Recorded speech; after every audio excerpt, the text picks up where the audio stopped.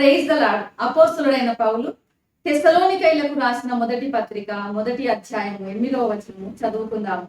ఎందుకనగా మీ యొద్ద నుండి ప్రభువు వాక్యము మాసిదోనియలోను అకయలోను మ్రోగెను. అక్కడ మాత్రమే గాక ప్రతి స్థలమందును దేవుని ఎడల ఉన్న మీ విశ్వాసము వెల్లడాయెను కనుక మేమేమి చెప్పవలసిన అవశ్యము లేదు. ఎంత గొప్ప సాక్ష్యమును తెస్సలోనికయ సంఘస్థులు పొంది ఉన్నారు. ఇక్కడ మ్రోగెను అనే మాటను చూస్తే, మ్రోగడం అంటే చాలా పెద్ద శబ్దం, ఒక గంట శబ్దం. మనం ఒక గంటను కొట్టినప్పుడు వచ్చేటువంటి శబ్దం లాగా మ్రోగడం, మారు మ్రోగడం. లేదా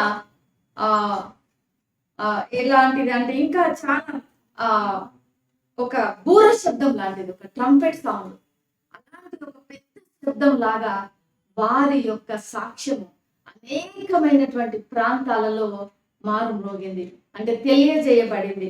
ఇక్కడ తెస్సలోనికయల మధ్యలో దేవుడు చేసినటువంటి కార్యాలు, ప్రభువు చేసినటువంటి గొప్ప అద్భుతాలు ఆ ప్రాంతం అంతటా కూడా తెలియజేయబడ్డవి. దాన్ని బట్టి కూడా మరి అనేక మంది ప్రభువుని గురించి వింటున్నారు. వారు మరి యేసు ప్రభువుల వారి యందు విశ్వాసం ఉంచి వారి జీవితాలు మారుట ద్వారా అందరూ వారి గురించి మాట్లాడుకుంటున్నారు. ఈ తెస్సలోనిక పట్టణము మరి చాలా పెద్దది. ప్రపంచంలోని నలుమూలల నుంచి మరి అనేక మంది ప్రజలు వచ్చి నివాసం చేస్తున్నటువంటి పట్టణంగా ఉన్నది. అక్కడ ప్రభువు వాక్యము మరి అక్కడ వ్యాపించి ఉన్నది.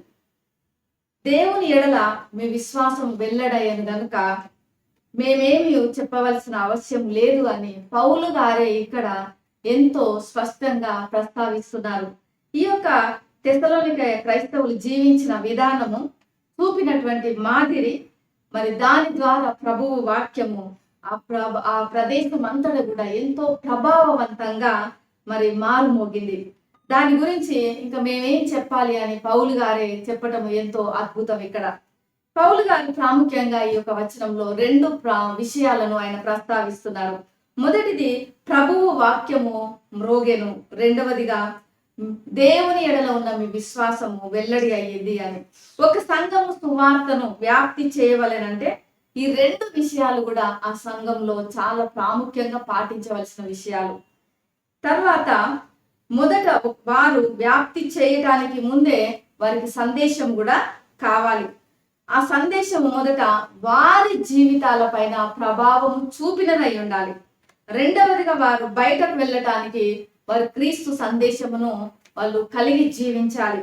ఆ యొక్క సందేశముతోనే సంపూర్ణ విశ్వాసంతో, క్రీస్తు నందున్న నమ్మకంతో మరి వారు ప్రతి స్థలంలో మరి ప్రపంచంలో దేవుని యొక్క సువార్తను వారు ఎంతో ప్రభావవంతంగా ప్రకటించగలరు.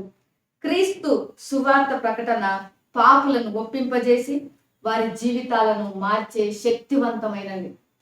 యథార్థంగా జీవించుట ద్వారా, క్రీస్తును వెంబడించుట ద్వారా మరి అనేక మంది కూడా రక్షణను తెలుసుకోగలరు. అయితే ఆ కాలంలో మరి తెస్సలోనికయ క్రైస్తవులను చూసి చాలా మంది మాట్లాడుకొని ఉంటారు. వారి గురించి చాలా మంది సంభాషించుకొని ఉంటారు. వారి గురించి చాలా మంది చర్చించుకొని ఉంటారు. ఎందుకు వీరు ఇలా మారిపోయారు? వీరికి ఏమైంది? ఇంతకు మునుపటిలా వాళ్ళు జీవించటం లేదు. ఇంతకు మునుపటిలా వారు అనేకమైన వారిని పూజించటం లేదు. మరి ఇప్పుడు కేవలము యేసు ప్రభువును మాత్రమే పూజిస్తున్నారు, ఆరాధిస్తున్నారు, మొక్కుచున్నారు. ఇంతకు ముందులాగా వాళ్ళు త్రాగడం లేదు. ఇంతకు ముందులాగా చెడు సహవాసాలు చేయటం లేదు. ఇంతకు ముందు వాళ్ళ జీవితం లేదు. ఏదో క్రొత్తదనం వచ్చింది, వారిలో ఏదో మార్పు వచ్చింది. వాళ్ళు అన్ని మానివేశారు. తాగటం మానివేశారు, చెడు కార్యాలు మానివేశారు, చెడు సహవాసాలు మానివేశారు, దుర్వ్యాపారాలు మానివేశారు, దురాశలను మానివేస్తున్నారు. మరి వారిలో ఎంతో స్వచ్ఛమైన జీవితాన్ని చూస్తున్నాము. వారి జీవితాలు ఎంతో పరిశుద్ధంగా జీవిస్తున్నారు, ఎంతో పవిత్రంగా జీవిస్తున్నారు. మరి వారి జీవితాలలో ఎంతో ప్రభావం అనేది వచ్చింది. అందుకని మరి అక్కడ అనేక మంది వీరి గురించి మాట్లాడుకొని ఉంటారు.